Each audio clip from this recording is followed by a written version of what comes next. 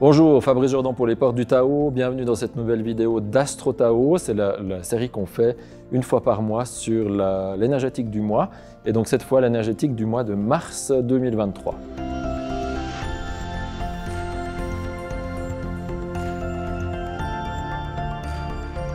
Alors mars 2023, quelle va être cette énergétique pour ce mois? On vous a remis ici l'énergétique, vous voyez, de l'année. Alors ça, c'est comme la fondamentale ou la tonique, ou la tonalité, le son de base de toute l'année. Je vous rappelle, hein, on a une eau yin et un bois yin. Je vous avais parlé un tout petit peu de cette espèce d'enfumage que ça risque de faire, ou de cet aspect un peu flou que ça peut donner. C'est plus doux, hein, ces deux éléments yin. Mais donc ça, c'est un petit peu notre tonalité de l'année. Et maintenant, on rentre dans un mois qui est, comme vous le voyez, donc chaque fois que vous voyez du vert, c'est du bois en fait, hein, on est sympa. Et donc, on a un bois yin ici, avec une branche de bois qui est aussi un bois yin. Vous voyez qu'on retrouve, parce que cette branche-là est porteuse aussi d'une énergétique qui est la même que celle du tronc du mois. Pour faire très simple, on a un double bois yin dans ce mois de mars qui s'appuie sur un bois yin qui est associé à de l'eau yin, quoi. Alors, pas besoin de vous dire que, de nouveau, en fait, ce mois, imaginez, 3 bois yin. Alors, le bois yin, c'est la végétation douce, qui est capable de s'étendre sur une surface, de monter le long de certaines structures. Ça peut être des mauvaises herbes, ça peut être de l'herbe, ça peut être... Mais enfin, c'est un végétal qui est adaptable, qui est relativement doux, qui peut être envahissant, qui a du mal avec les limites, etc. Vous avez 3 bois yin en plus arrosés, quoi. Donc, je vous laisse imaginer ce que ça fait. Donc, l'avantage, c'est que... Alors, il y a beaucoup de bois qui est associé à la créativité, mais ça donne une créativité qui part dans tous les sens. Et je vous ai dit, hein, depuis le début de l'année, que un des enjeux, en tout cas de ce début d'année, ça va être de structurer de manière très consciente, parce que l'énergétique dessous nous en fume. Je vous assure que même moi, en enregistrant maintenant cette vidéo, enfin, vous n'avez pas vu la préparation qu'on a fait, mais j'hésitais pour tout, en fait. Enfin, j'ai dû faire recontrôler un truc, et c'est comme si, même en regardant cette carte, il y a un truc qui a tendance à nous enfumer un peu. Donc, quel est le bon côté de ça? C'est que ça peut réveiller quelque chose de très créatif en nous. Alors, si vous sentez cette étincelle, et aussi on est dans une énergie maintenant qui est censée être montante, on va voir qu'il y a un peu de tension là autour, vous allez voir pourquoi après. Mais disons qu'il faut essayer de choper l'étincelle de la créativité, qui est un peu le yang, si vous voulez, à l'intérieur de ce bois yin. C'est ça qui nous donne envie de créer, hein, envie de faire un truc. Et puis le problème de ce bois, c'est qu'il y a cette étincelle dedans, si vous voulez, qui fait ça. Puis c'est un peu comme Dora, vous savez, dans le dessin animé. Elle est là, puis elle dit « Oh, c'est joli ça !» Et puis juste après « Oh, mais ça aussi c'est joli !» Et puis en fait, à la fin, à force de passer d'un côté à l'autre tellement vite, on ne fait rien du tout. Donc, si on peut faire un travail là autour, à l'intérieur de ça, ça va être d'essayer d'être attentif non pas aux idées elles-mêmes quand elles sont déjà déployées, mais au départ, c'est-à-dire à l'impulse en fait, qui d'une certaine manière est du feu, qui est bien pour nous parce que le feu, c'est comme un briquet ou une étincelle, il donne une directivité quand même, il y a un truc qui est un peu plus yang si vous voulez dedans, et ça va nous sauver un peu de ce paysage qui est complètement, vous voyez, de l'eau in, un paysage de 3 bois in arrosés, ça fait un machin. Même quand on marche, on doit faire un effort pour soulever le pied. Donc il y a un truc qui peut être un peu lourd, un peu humide dans ce contexte-là. Donc il faut trouver du feu dans un contexte comme ça. C'est ce qui sauve la carte, si on veut bien, si on regarde juste cet aspect-là, en fait. Donc il faut faire un effort assez conscient. Le Shen aussi, donc l'esprit, si vous voulez, dans la tradition chinoise, c'est lié au feu. Et donc, l'idée, dans un truc comme ça, plutôt que de subir cette inertie, cette lourdeur, ce flou, etc., ça va plutôt être de s'amuser avec ça en disant « Ah, où est mon étincelle là-dedans ?» et d'attraper les étincelles. Alors bien sûr, c'est un peu volubile, les étincelles, c'est un peu éventuellement fuyant, on a du mal à les attraper, mais si vous vous concentrez plus là-dessus que sur la périphérie, ben en fait, vous allez pouvoir peut-être réunir un certain nombre de ces étincelles pour en faire une sorte de petit feu cohérent. Parce qu'imaginez, pour faire démarrer un feu, ça ne part pas du premier coup, surtout qu'on a un bois qui est humide ici. Donc, ça ne va pas partir facilement. Il va falloir allumer le briquet un certain nombre de fois.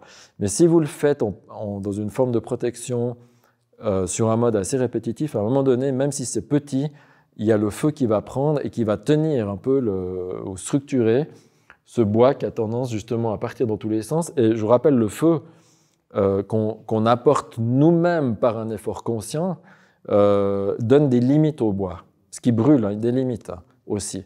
Donc ça, c'est ça qui va nous permettre d'avancer en restant proche, mais c'est quelque chose de très intime encore. Et ça peut donner une sensation de quelque chose qui est un peu contradictoire à l'intérieur. Pourquoi je vous dis ça? Maintenant, on va passer à l'hexagramme qui est lié au mois de mars et on va regarder les trigrammes.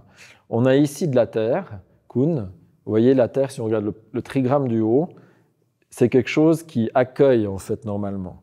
Et puis dessous, on a Tuei, le lac ou le marais.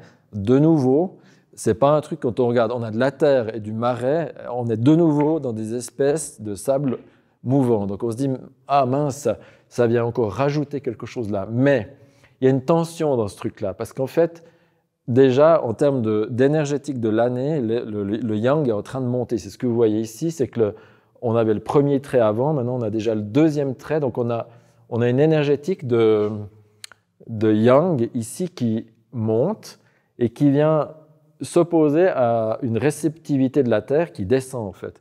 Donc on a un machin qui fait comme ça.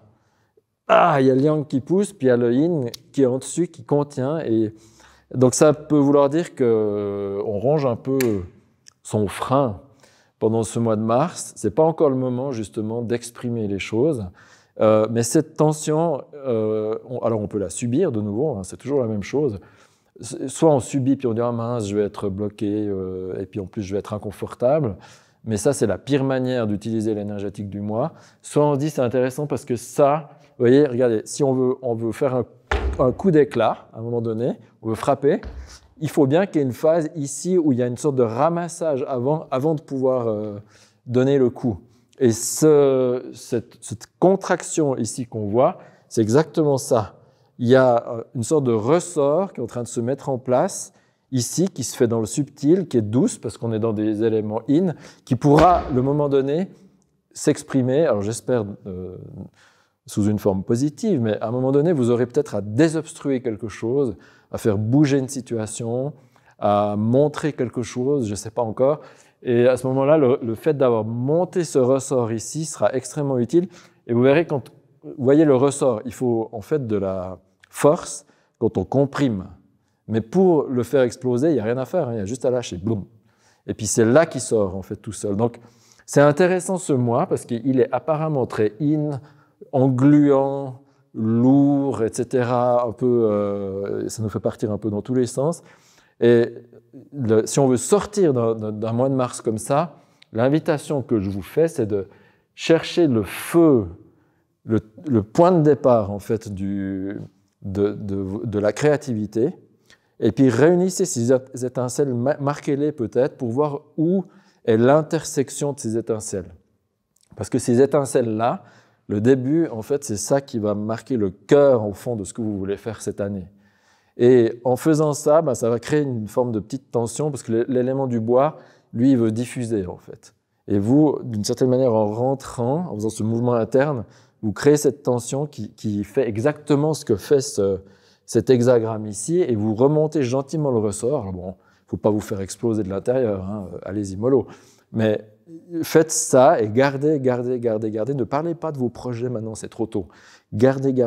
Et vous verrez, dans les mois qui vont suivre, toute l'énergétique va nous pousser vers l'extérieur. En fait, ça va être beaucoup plus simple. Mais là, maintenant, c'est encore un temps de préparation et de tension, un tout petit peu, mais une tension, j'allais dire, un peu vitalisante pour le coup. Et si on arrive à faire ça et à garder cette énergie dedans, j'allais dire presque comme si on couvre quelque chose, eh bien, bientôt, on va pouvoir exprimer quelque chose qui va être facilement visible et qui aura une certaine puissance qui aura été accumulée pendant ce mois de mars. Voilà, donc voilà mes quelques petits conseils. Je vous rappelle surtout une chose, c'est que quand vous lisez une énergétique, on a un libre arbitre. Donc le but, c'est pas du tout de tomber dans quelque chose où on fait une lecture passive des choses. Parce que franchement, si on voit ça puis qu'on le lit de manière passive, mais on reste à la maison puis on bouge plus pendant un mois en fait. Donc le but, c'est pas ça, c'est de se dire « Ah, intéressant, le paysage est comme ça, alors où sont les lignes de force qui me permettent de surfer sur cette énergétique ou d'amener ce qui manque à cette énergétique de manière consciente. » Et c'est là que notre libre arbitre intervient. Et donc, plutôt que de subir, on surfe sur la vague de l'énergétique. D'accord ? Donc, n'oubliez pas, c'est pour vous donner de l'autonomie qu'on regarde ça et pas du tout pour être dans une forme de fatalisme qui serait la pire manière de regarder une carte comme ça. Voilà, je m'arrête là pour cette Astro Tao. On se retrouvera le mois prochain pour la suite et vous verrez, je suis sûr qu'on aura des surprises là de ce côté-là. Voilà. Ah oui, si vous avez aimé, n'oubliez pas de partager, c'est gentil de votre part, de liker, de mettre un petit commentaire et de vous abonner à la chaîne. C'est un peu d'énergie que vous nous rendez pour la suite de nos vidéos. À tout bientôt.